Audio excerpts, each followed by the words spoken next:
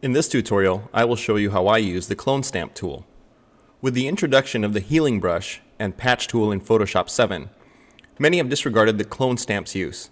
However, the clone stamp has remained a very important and viable retouching tool in my workflow. The clone stamp works by simply creating an exact duplicate of pixels from a designated source area and transferring it to an assigned target area via a brush. The clone stamp has a number of great uses, but I will focus on specific examples in retouching where I employ this tool. The clone stamp, while great on its own at its default settings, can be further enhanced by utilizing blending modes. The blending modes I use the most with the clone stamp are lighten and darken.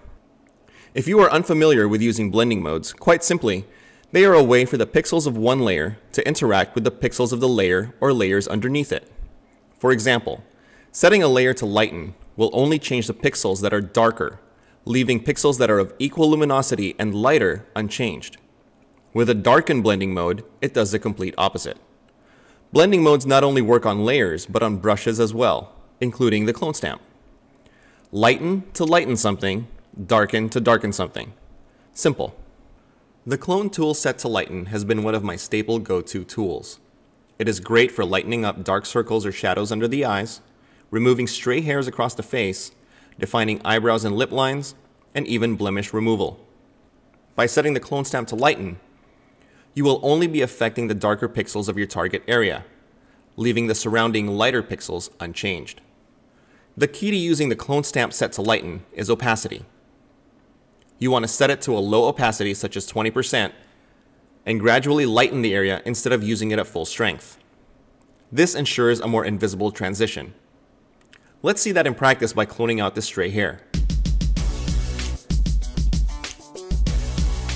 You can see how I'm able to remove the stray hairs and still maintain the integrity of the background. Even if I were to go over her skin, the lighten blending mode does not affect it, because her skin is lighter than the background I am sampling from. Let's try the clone stamp set to lighten in order to lighten up the dark area under the eye. Again, set to a very low opacity, and making the brush oversized and soft will ensure a nice smooth transition. It will only take a few careful brush strokes to correct this area. The feathering of the soft brush aids in a gradual blend.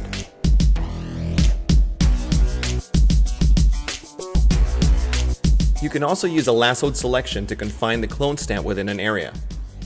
Use a 2 to 5 pixel feather on the lasso tool to create a gradual blend.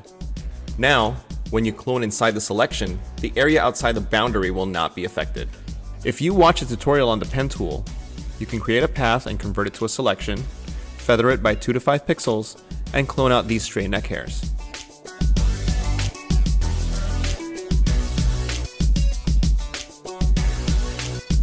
Once you get used to using the clone stamp set to different blending modes, you will become more comfortable playing with its opacity and brush hardness.